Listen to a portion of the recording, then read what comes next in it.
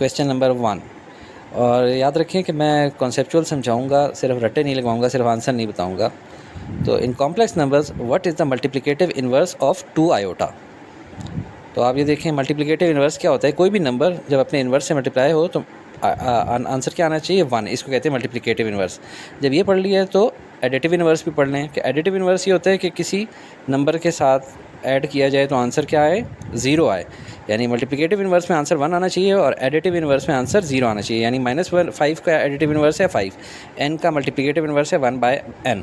अब यहाँ पे देखें ये तो कॉम्प्लेक्स नंबर है, तो कॉम्प्लेक्स नंबर्स होते हैं z = x + i/y, लेकिन इसके अंदर x वाला पोर्शन नहीं है जो कि रियल पार्ट होता है, सिर्फ इमेजिनरी पार्ट मौजूद है।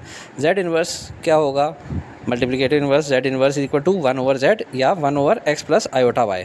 हमारे केस में चूँकि x वाला पोर्शन नहीं है, सिर्फ 2 आयोटा है, z = 2 आयोटा, तो z इन्वर्स = 1/2 आयोटा। इससे पहले कि आगे सॉल्व करूँ ये जान लें कि आयोटा = (-1) होता है और आयोटा स्क्वायर कर लें तो (-1) होता है। अब हम लोग करते हैं z इन्वर्स के अंदर से ये जो डिनोमिनेटर के अंदर आयोटा होता है इसको ख़त्म करना होता है, इससे जान छुड़ानी होती है। तो हम लोग क्या करेंगे, मल्टीप्लाई भी कर देंगे आयोटा से और डिवाइड भी कर देंगे आयोटा से। तो हमारे पास आंसर आ जाएगा आयोटा × 1 = आयोटा और 2 iota × iota 2 iota square. Iota square हमने ऊपर पढ़ लिया कि (-1) होता है, तो 2 × -1 और ऊपर आयोटा ही रहा = आयोटा / -2। तो हमारा z इन्वर्स जो कि मल्टीप्लिकेटिव इन्वर्स है आ चुका है -आयोटा / 2। लेकिन ज़रा चेक भी कर लेते हैं कि ये ठीक है कि नहीं। तो चेक करने के लिए हम स्क्रीन पे देखते हैं 2 आयोटा × -आयोटा / 2 = -आयोटा स्क्वायर, क्योंकि 2 कट गया और आयोटा स्क्वायर हम जानते हैं क्या था, -1, तो -(-1) = 1, तो प्रोडक्ट हमारा 1 आ गया। तो हमारा क्वेश्चन का आंसर है -iota / 2। Question number 2, which one of the following represents the negation of the statement not P to Q। अब आपको ये बताता चलूँ कि नेगेशन कॉन्ट्रा पॉजिटिव की तरह ही चलता है। आपने 3 टर्मिनोलॉजी इस क्लास में पढ़ी हैं, कन्वर्स, इन्वर्स और कॉन्ट्रा पॉजिटिव। अगर आपके पास है P to Q, if P then Q, इस तरह भी कह सकते हैं, तो इसका कन्वर्स क्या होगा कि Q से P की तरफ एरो जा रहा हो, ठीक है, सिर्फ एरो चेंज हो जाएगा Q से P की तरफ। अगर इन्वर्स हो, इसका अगर इन्वर्स लेना हो तो इस तरफ भी नॉट आ जाएगा और इस तरफ भी नॉट आ जाएगा, ये जो ये वाला साइन होता है, ठीक है। तो not P to not Q हो जाएगा अगर सिर्फ इन्वर्स लिया जाए इसका। अगर कंट्रा पॉजिटिव लिया जाए या जिसको हम नेगेशन भी कहेंगे, तो आपने पहले कन्वर्स ले लेना है और फिर इन्वर्स ले लेना है। जैसे इसका कन्वर्स क्या हुआ, Q से P हो गया, P से Q जा रहा था, Q से P हो गया। अब इसका कंट्रा पॉजिटिव लेना है तो दोनों तरफ ये नॉट का साइन आ जाएगा, तो नॉट Q नॉट P। हमारे क्वेश्चन में क्या है, स्टार्ट नॉट P से Q की तरफ। तो अब हम लोगों ने क्या करना है, पहले इसको कन्वर्स करेंगे तो Q से नॉट P की तरफ चला जाएगा, इसको कन्वर्स हो गया। अब हम लोगों ने क्या करना है, इन्वर्स करना है, तो दोनों तरफ नॉट लगा देंगे। इधर पहले ही एक नॉट था, एक और नॉट लग गया, तो ये नॉट Q से 2 नॉट हो जाए तो कैंसिल आउट हो जाते हैं, सिर्फ P रह जाता है, नॉट Q से P। तो इसको कॉन्ट्रा पॉजिटिव कहते हैं और इसी को नेगेशन भी कहते हैं। तो हमारा आंसर देखें, नॉट Q से P कहाँ पर आ रहा है, नॉट Q से P, ये A है part. Question number 3, what is the value of alpha if this determinant 230396215 is equal to alpha multiply into determinant कौन सा हो रहा है, 210112 अब आप इसको गौर से देखें और समझें। प्रॉपर्टीज़ क्या हैं डिटर्मिनेंट की, जब मल्टीप्लाई कर रहा हो या कोई कॉमन इससे निकालना हो तो it is done from a row और अ कॉलम। किसी भी अगर एक नंबर से आपने इसको मल्टीप्लाई करना है तो ये मल्टीप्लाई अंदर सबसे नहीं होगा, सिर्फ एक रो से होगा या एक कॉलम से होगा। इसी तरह अगर इसमें से कोई आपने कॉमन लेना है तो किसी एक कॉलम या किसी एक रो से कॉमन लिया जाएगा। शुरू करते हैं। ये मिसाल के तौर पे एक रो है, सेंट्रल रो 396, इसमें आप देखें कौन सी चीज़ कॉमन है, 3 कॉमन है। तो आप 3 को बाहर ले जाएंगे, अंदर क्या बच जाएगा, 1 3 2 1 3 2। अब दोबारा देखें कि और कोई चीज़ कॉमन निकाली जा सकती है, हाँ इसमें से 3 कॉमन निकाला जा सकता है। तो एक और दफ़ा करेंगे, 3 बाहर आ जाएगा। तो अब देखें 3 एक दफ़ा पहली बार था, एक दफ़ा इसमें से 3 बार आ गया, 3 3 हो गया। और अब ये वाली मैट्रिक्स और ये वाली मैट्रिक्स यानी डिटर्मिनेंट्स दोनों जो हैं इक्वल हैं। तो अब ये देखें, ये बाहर इसके अल्फ़ा है, इसके बाहर है 3 3 9, तो हमारा आंसर 9 आ जाएगा। Question number 4, what is the solution set of an equation x⁻1 + 1 / x⁻1 is equal to 2। Solve करते हैं। वैसे तो इसको हम लोगों ने करना क्या है, simplify and bring it to quadratic form की शक्ल में ले आएंगे। देखें क्योंकि ये X raise to power minus one है और है भी डिनोमिनेटर में, तो सबसे ज़्यादा आसान होता है क्वाड्रेटिक फॉर्म में ले आएँ। अब हमारी शक्ल क्या है इसकी, X raise to power minus one से हमने कर दिया 1 डिवाइडेड बाई एक्स। इस चीज़ की शक्ल क्या है, 1 divided by X raise to power minus one को भी हमने कर दिया 1 डिवाइडेड बाई एक्स और 2 ऐसा ही रख दिया। अब हम लोगों ने क्या करना है, 1 डिवाइडेड बाई एक्स, ये वाला एक्स ऊपर चला जाएगा तो ये एक्स हो जाएगा इज इक्वल टू 2। अब देखें कि अब हम लोगों ने क्वाड्रेटिक फॉर्म में लेकर आना है, तो सबको मल्टीप्लाई कर देते हैं एक्स से, ठीक है, राइट साइड को भी और लेफ्ट साइड को भी। तो इधर आ जाएगा 1, इधर आ जाएगा एक्स स्क्वेयर, इधर आ जाएगा 2x। अब इसको अरेंज कर लेंगे, X square minus 2x plus 1 is equal to 0। अब ये देखा जाए तो a minus B whole square की शक्ल थी, तो x minus 1 whole square is equal to 0, इसका मतलब वो x minus 1 is equal to 0 और x इज इक्वल टू 1, यानी कि x is equal to set 1। तो हमारा a ही इसका आंसर है। Question number 5, if minus 1 is a root of x cube plus kx square minus x plus 2 is equal to 0, then value of k is, ये बहुत आसान है, value -1 अंदर डाल के हम लोग चेक करते रहेंगे। x cube plus K X square minus X plus 2 is equal to 0, जहाँ x है वहाँ पे -1 डाल दें, ये x है यहाँ पे -1, ये x है तो यहाँ पे -1, ये वाला माइनस बाहर ही रहेगा। अब देखिए -1 का क्यूब -1 होता है और -1 का स्क्वेयर 1 होता है, माइनस माइनस प्लस हो जाएंगे तो +1। अगले स्टेप में आए तो -1 प्लस के प्लस 1 प्लस 2। अब ये देखें 2 + 1 3, 3 - 1 2, तो k plus 2 is equal to 0। 2 इधर ले जाएंगे तो k इज इक्वल टू -2। तो हमारा आंसर ए पार्ट है, a -2। Question number 6, the partial fractions of 7x plus 25 divided by x plus 3 x plus 4 are. देखें पार्शियल फ्रैक्शन जो होती हैं वो एलसीएम का उलट होती हैं।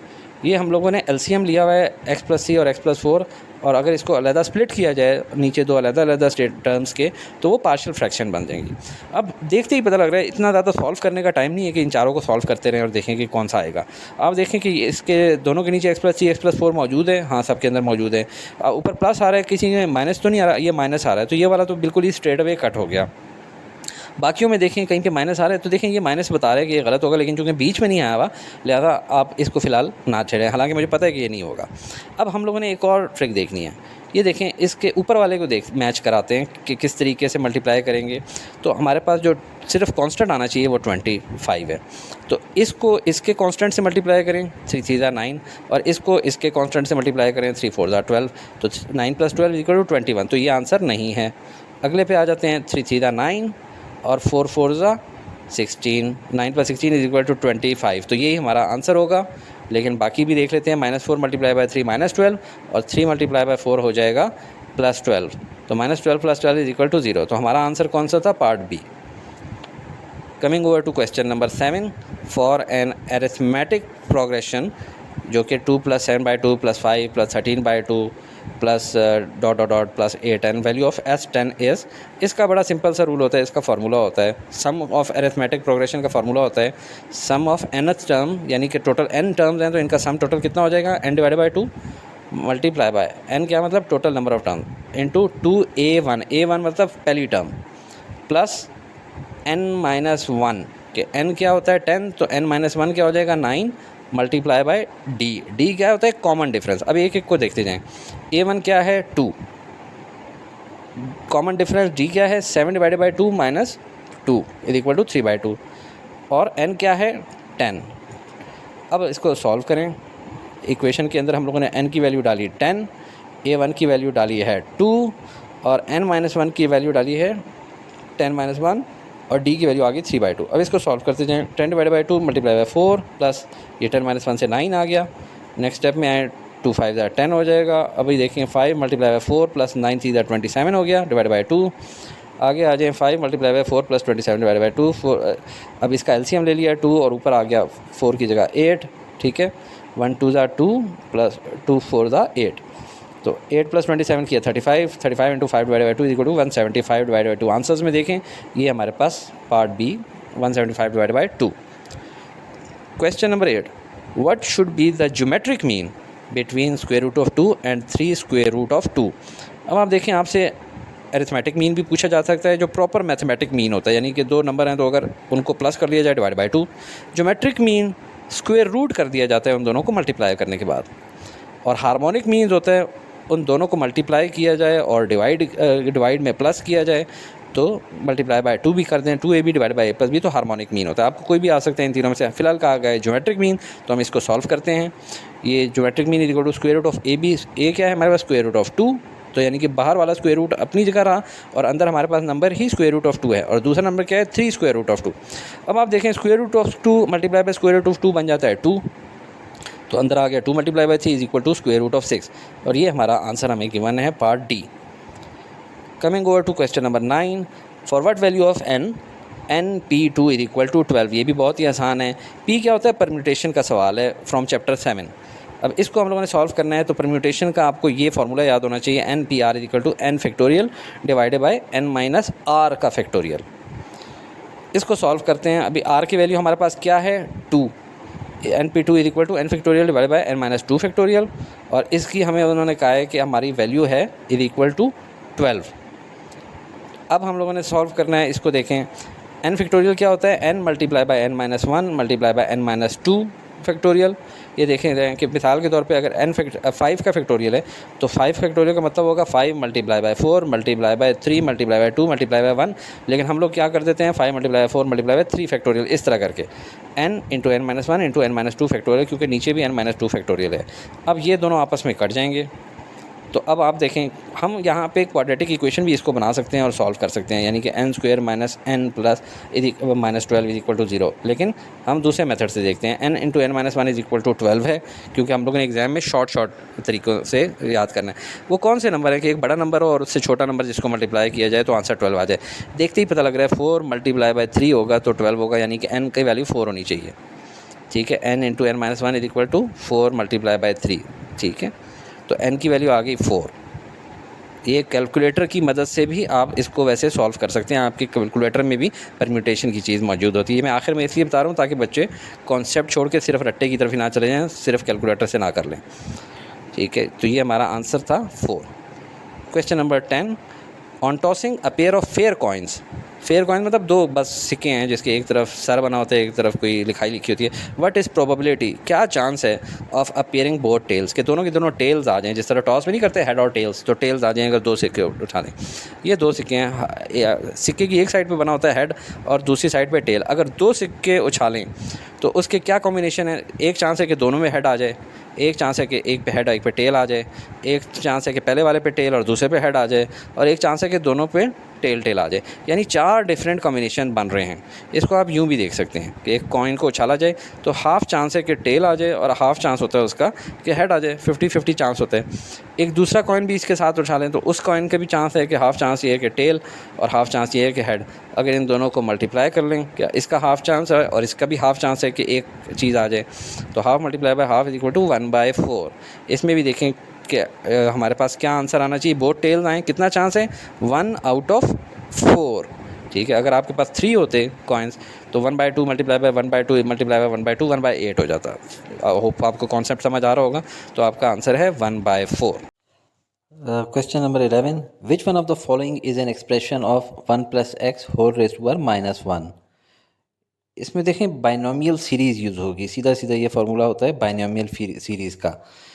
1 + x whole raised to n हो तो फार्मूला हम लोग इस तरह ओपन करते हैं, 1 + n times x plus n times n minus 1 times x की जगह अब x² हो जाएगा और नीचे 2 फैक्टोरियल आ जाएगा, एंड सो ऑन। तो अभी हमारे वाले केस में देखते हैं 1 + x whole raised to power -1 है, तो हम इसको बोलते हैं 1 + n की वैल्यू क्या है -1 multiply by x plus -1 into -1 whole x² और नीचे 2 फैक्टोरियल। अब नेक्स्ट आ जाएगा प्लस जो n है और n-1 into n-2 into x³ divide by 3 factorial. अब इसको सॉल्व करते जाएं, ये तो 1 ही है, ये -1 इंटू x -1 मल्टीप्लाई बाय -2, ये 2 हो गया, 2x² डिवाइड बाई 2 फैक्टोरियल, तो ये x² आ जाएगा।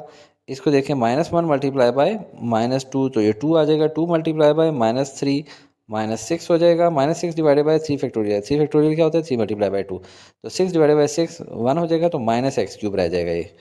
अब हम देखें कि हमारी जो चॉइसेस गिवन है उसमें कहाँ कहाँ ये वाले हैं, 1 - x ये दो पहला और आखिरी हो सकता है, plus x² plus x square, ये इस वाले में है, नीचे वाले में माइनस एक्स स्क्वायर है, लिहाजा ये ख़त्म हो गया। सिर्फ first one is the option A. Question number 12, how many terms are there in the expansion of, बड़ी ब्रैकेट की पावर है 60 और बीच में उसके है x माइनस 1/x होल 1/2। तो आपको ये फार्मूला याद होना चाहिए, the total number of terms in the expansion of x plus Y whole raise power n। जब भी कभी इस तरह होल करके आए n, तो हमारी जो टोटल नंबर ऑफ टर्म्स होंगी वो होंगी n+1। अब इसकी आपने जल्दी में 60 + 1 61 नहीं कर देनी, क्योंकि देखें ये एक सिर्फ सिंपल ब्रैकेट है, जबकि यहाँ पे दो ब्रैकेट्स के ऊपर लगा है। सबसे पहले हम लोग 60 × 1/2 करेंगे, तो वो करेंगे तो आंसर आ जाएगा 30, होल पावर 30 आ जाएगी। तो टोटल हमारा हो जाएगा 30 + 1 = 31। टोटल 31 टर्म्स होंगी इसकी जब एक्सपेंड करेंगे। Question 13, which one of the following is the simplified form of 1/1 + sin theta plus 1/1 - sin theta. सीधा सीधा एलसीएम का सवाल है। हमने इस तरह अपना वाइट बोर्ड ओपन किया है, इस पर 1/1 + sin theta plus 1/1 - sin theta, इन दोनों का एलसीएम ले लेंगे और ऊपर वैल्यू आ जाएगी 1 + 1 - sin थीटा, और इस तरफ ऊपर आ जाएगी 1 + sin थीटा। अब देखिए sin थीटा और माइनस sin थीटा ये क्रॉस हो रहे हैं, तो पीछे बच गया 2/1 + sin थीटा × 1 - sin थीटा। देखें a + b × a - b वाला फार्मूला है, तो a² - b², 1 - sin square theta कर दिया। अभी आपको याद होगा कि sin square plus cos theta square = 1। तो इससे हम देखें कि अगर sin स्क्वायर थीटा को इधर ले जाएं तो हो जाएगा 1 - sin square theta = cos square theta. तो 2/1 - sin स्क्वायर थीटा की जगह हम लोग लिख लेंगे 2/cos स्क्वायर थीटा। और अब cos स्क्वायर थीटा आपको पता है किसका उल्टा होता है, सीकेंड स्क्वायर थीटा का। तो 2 secant square theta is answer. Question 14, what will be the result if we simplify cos x minus cos of x plus pi/2 plus cos of x minus pi/2। अब ये आपने formula पढ़ा हुआ है cos of alpha plus beta, इसी तरह cos of alpha minus beta, बिल्कुल उसी शेप के फार्मूले हैं ये दोनों। तो आप देख लें इस तरह cos of alpha plus beta का मतलब होता है cos alpha cos beta minus sin alpha sin beta. इसी तरह जब cos अल्फ़ा माइनस बीटा आ जाए तो यहाँ पे प्लस आ जाता होता है। अभी हम लोग अल्फ़ा की जगह कौन सी वैल्यू डालेंगे, x, और बीटा की जगह pi/2। तो जहाँ जहाँ अल्फ़ा है वहाँ पे x डालते जाएँ, जहाँ जहाँ बीटा है वहाँ पे pi/2 डालते जाएँ। अब सॉल्व कर लें, cos x तो cos x ही रहा, cos pi/2 की वैल्यू होती है 0, इसी तरह sin pi/2 की वैल्यू होती है 1, तो ये तो 0 हो गया, ये बच गया माइनस sin x। इसी तरह cos अल्फ़ा माइनस बीटा में वैल्यूज डालेंगे तो cos ऑफ pi/2 0 और sin ऑफ pi/2 1, तो ये 0 हो गया और ये बच गया sin x, तो आंसर आ गया sin x। अब इसको हम लोग इनकी जगह पे पुट करते हैं अपनी इक्वेशन में। पहले एक दफ़ा इक्वेशन दोबारा लिख लेते हैं इसी तरह, और अब इसकी जगह पे माइनस sin x यहाँ से आ गया और इसकी जगह पे हम लोगों का sin x यहाँ से आ गया। अब देखें sin x है और माइनस sin x है, ये दोनों आपस में क्रॉस हो गए, पीछे बच गया हमारा सिर्फ cos of x। So A is the answer. Question 15, if theta is equal to pi/2 यानी कि 90 degree, then which one of the following options is true. आप देखेंगे सीधा सीधा फार्मूले लगे हुए हैं, जो फार्मूला ठीक होगा उस वही हमारी चॉइस होगा, बाकी चीज़ें ठीक ही नहीं हो सकती, क्योंकि थीटा जब भी आ रहे हो तो एक ख़ास मुनासबत से आ रहे होते हैं। cos 2 थीटा का जो फार्मूला होता है वो होता है cos square theta minus sine square theta, जबकि इसने लिख दिया प्लस साइन स्क्वायर थीटा, तो ये फार्मूला ही गलत है, ये कभी भी ट्रू नहीं हो सकता। दूसरे पे आ जाएँ, sin 2 theta is equal to 2 sin theta cos theta, ये बड़ा फेमस फार्मूला और बड़ा ठीक लिखा हुआ है इन्होंने, यही आंसर होगा। लेकिन चलें इसके अंदर वैल्यूज़ पुट करके देख लेते हैं। pi/2 की वैल्यू मैंने आपको बताई थी 90 डिग्री होती है, तो जहाँ जहाँ पे थीटा थीटा लिखा हुआ है उसकी जगह pi/2 या 90 लिख दें।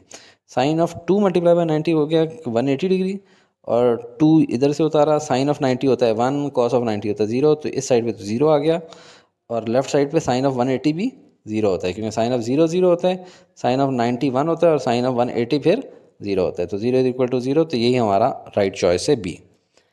Question 16, what is the period of a trigonometric function of sine pi/2 x।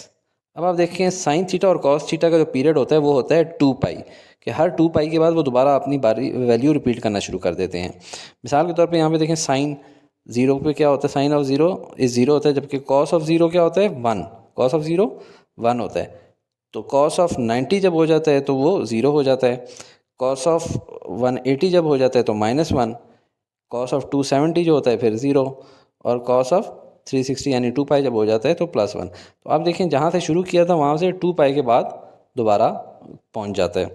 इसी तरह का साइन का होता तो 0 से शुरू करता, यूँ करके स्टार्ट करता और यहाँ पे 2 पाई पे कंप्लीट कर देता। अगर इसी तरह का कोई फार्मूला आपको टेंजेंट थीटा का आ जाए तो टेंजेंट थीटा का आपने याद रखना है पीरियड पाई होता है, लेकिन अभी हम लोग इसको सॉल्व नहीं करेंगे, अभी हम इस 2 पाई वाले साइन थीटा वाले को करेंगे क्योंकि हमें इस क्वेश्चन ही साइन का गिवन है। तो हम लोगों ने लिख दिया sine of pi by 2 X plus 2 pi, क्योंकि हर 2 पाई के बाद रिपीट करता है होता है हमारा साइन का पीरियड, तो इसलिए sine pi by 2 X plus 2 पाई की भी वही वैल्यू होती है जो साइन पाई बाई 2 एक्स की होती है। अभी आ जाएँ पाई बाई 2, इसमें से हमने कॉमन ले लिया तो पीछे बच गया एक्स प्लस यहाँ क्या बच जाएगा, यहाँ पे वो बचेगा जिससे अगर पाई बाई 2 जो बाहर हमने निकाला है अगर दोबारा मल्टीप्लाई किया जाए तो 2 पाई आ जाए, तो अंदर बच जाएगा 2 पाई multiply by 2 divided by pi, क्योंकि आप देखें अगर पाई बाई 2 को अंदर ले जाया जाए दोबारा से तो फिर हमारी वैल्यू क्या आ जाएगी, ठीक है 2 पाई आ जाएगी। अभी आप देखें इसमें क्या क्या चीज़ें काटनी है, ये काटनी है sorry sine of pi by 2 और अंदर क्या बच गया है एक्स प्लस 4, तो 4 ही हमारा जो है ना आंसर है। क्वेश्चन नंबर 17, इन अ triangle A B C what will be E radius opposite to vertex ए।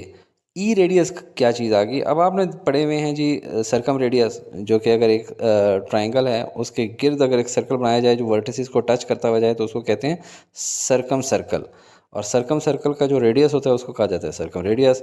इसी तरह होता है इंस्क्राइब रेडियस, एक ट्राइंगल है उसके अगर अंदर तीनों साइडों को एक सर्कल टच कर रहा हो तो उसका जो रेडियस होगा उसको आई रेडियस या इन रेडियस कहते होते हैं। इसी तरह एक ट्राइंगल है उसकी एक साइड और 2 साइडों को अगर एक्सटेंड कर लिया जाए तो इन 3 को जो टच करेगा सर्कल उसको कहेंगे एस्क्राइब सर्कल या ई सर्कल, और इस सर्कल का जो रेडियस होता है उसको ई रेडियस कहा जाता है। अभी अगर साइड बी वर्टेक्स बी के ऑपोजिट साइड पे सर्कल बनाया गया है तो उसका जो है फार्मूला होता है delta divide by S minus B, लेकिन हमारे चूँकि डायग्राम मुझे ये मिली थी मैंने इसी को पिक कर लिया। अगर यहाँ पे ए होता तो इसके ऑपोजिट वाले का होता delta divide by S minus A, क्योंकि इसने इन्होंने पूछा ये है कि वर्टेक्स ए के अगेंस्ट, तो delta divide by S minus A हमारा आंसर होना चाहिए। लेकिन वैसे इन चारों आंसर को देखें तो ये देखें ऑड वन आउट है, ये बाकी तीनों से बिल्कुल मुख्तलिफ है, तो ये तो आप फौरी तौर पे भी कट कर सकते हैं, और बाकियों में जिस तरह मैंने आपको समझाया delta divide by S minus A हमारा आंसर बच जाएगा। Question number 18, the value of secant फिर ब्रैकेट में साइन इनवर्स -1/2 इज। अब आप देखें कि कौन सी वैल्यू होती है जहाँ पे -1/2 आ रहा होता है साइन के केस में, साइन 0 से 0 हो जाता है, साइन 30 पे क्या हो जाता है 1/2, और साइन -30 जिसको यहाँ पे 330 पूरा घूम के आए तो पूरा 330 है, अगर इधर से आए तो साइन ऑफ -30 हो जाएगा -1/2, तो -1/2 इसका मतलब है साइन ऑफ -30 से निकलता है। अब आप देखें हमें क्या चाहिए, -1/2 नहीं चाहिए, हमें चाहिए साइन इनवर्स, तो हम दोनों तरफ इसके दोनों तरफ साइन इनवर्स ले लेंगे, साइन इनवर्स ऑफ -1/2, ठीक है। अब नेक्स्ट स्टेप में हम क्या करेंगे, ये देखें यहाँ पे साइन और साइन इनवर्स कट गया तो पीछे हमारा बच गया -30 डिग्री, राइट साइड को एज इट इज़ नीचे ले आए। अब हमारे पास साइन इनवर्स -1/2 की वैल्यू आ चुकी है, हमें चाहिए सीकेंड भी साथ में, तो अब दोनों साइडों पे एक एक सीकेंड भी डाल देंगे। अब इसको थोड़ा रीअरेंज कर लेते हैं, इसको लेफ़्ट साइड पे ले आते हैं ताकि हमारी इक्वेशन ज़रा स्ट्रेट हो जाए। अब हमने सीकेंड -30 निकालना है, सीकेंड आपको पता है 1 डिवाइड बाय कॉस होता है, और कॉस -30 की वैल्यू देखी जाए तो यहाँ पे देखें कॉस ऑफ -30 क्या है √3/2, तो 1 डिवाइड बाय √3/2, जब ये ऊपर जाएगा तो 2 डिवाइड बाय √3 हो जाएगा, और यही हमारा आंसर है। Question 19, if sine inverse X plus in bracket sine inverse X plus cos inverse X is equal to pi, then value of X is, ये बड़ा आसान है, ये देखें ये ट्रिग्नोमेट्रिक आइडेंटिटी है, sine inverse X plus cos inverse X जो यहाँ पे लिखी हुई है इसका इक्वल होता है π/2। तो सबसे पहले तो हम लोग इक्वेशन में इसको इंसर्ट करेंगे, ये जहाँ पे sign inverse X plus cos inverse x लिखा हुआ है इसकी जगह हम लोग π/2 लिख देंगे। अब π/2 को हम राइट साइड पे लेके जाएंगे तो हो जाएगा पाई माइनस π/2, इसका मतलब है sine inverse is X is equal to π/2। अब कौन सी वैल्यू के लिए होता है वो निकालने के लिए कि कौन सा एंगल होगा, दोनों तरफ साइन लगाएंगे तो ये बन जाएगा साइन π/2, और साइन π/2 यानी साइन 90 इज इक्वल टू 1। तो ये आंसर देखें इसमें गिवन नहीं है, और ये फेडरल बोर्ड वालों ने जो सोल्यूशन दिया उसमें भी क्वेश्चन मार्क डाल दिया था, और इसलिए इसका आंसर 1 हम लोग साइड पे लिख लेते हैं। Question number 20, which one of the following is a solution set of sine X is equal to 1/2 where X is an element of 0,2 pi. आपको याद होगा कि साइन की जो वैल्यू पॉजिटिव आ रही होती है, साइन जिस भी एंगल का लिया जाए अगर पॉजिटिव आ रहा है तो वो दो जगहों पे हो सकता है, या फर्स्ट क्वाड्रेंट में या सेकंड क्वाड्रेंट में। ऐड शुगर टू कॉफ़ी, याद है, इसमें ऑल पॉजिटिव होते हैं, यानी साइन पॉजिटिव आ रहा है, यहाँ पे पॉजिटिव है। और एस वाला शुगर वाला, इसमें भी साइन पॉजिटिव है। ठीक है, तो हमारे पास इन्हीं दो खानों में आ सकता है, और ये क्वाड्रेंट होते हैं फर्स्ट क्वाड्रेंट और सेकंड क्वाड्रेंट। अब हम लोग देखते हैं sine X is equal to 1/2। ठीक है, अब हमने सोचना है कि साइन की कौन सी वैल्यू होती है जिस पे 1/2 आंसर हो रहा हो। हमें याद है साइन 30 यहाँ पे तकरीबन जगह बनती है, साइन 30 पे 1/2 आता है। फिर आहिस्ता आहिस्ता बढ़ते बढ़ते जब कंप्लीट 1 हो जाएगा फिर 0 की तरफ आना शुरू करेगा, तो ये जगह होगी जो कि साइन ऑफ 150 तकरीबन बनेगा। अब देखते हैं कि कहाँ कहाँ वैल्यूज हैं। साइन ऑफ 30 जिसको π/6 भी कहते हैं वो 1/2 बनती है, और इसी तरह साइन ऑफ 150 जिसको 5π/6 कहते हैं वो भी 1/2 बनती है। ठीक है, तो x is equal to π/6 30 degree, और दूसरा x is equal to pi जिसको 180 कहते हैं, पाई माइनस π/6 जिसको 5π/6 कह दिया जाएगा। और इसी को आप डायग्राम से आप लोग इस तरीके से देख लें कि sine 0 is 0, sine 30 is 1/2, sine 45 is 1/√2। ठीक है, और साइन 60 इज़ √3/2। इस तरह करके ये इंक्रीज़ होता जा रहा है, और वन से जब 90 पे आ जाता है फिर दोबारा डिक्रीज़ होना शुरू हो जाता है। तो हमारा आंसर π/6 और 5π/6। उम्मीद है आपको वीडियो पसंद आई होगी। अगर आप इस किस्म की मज़ीद वीडियोज़ देखना चाहते हैं तो हमें कमेंट्स सेक्शन में ज़रूर बताएं।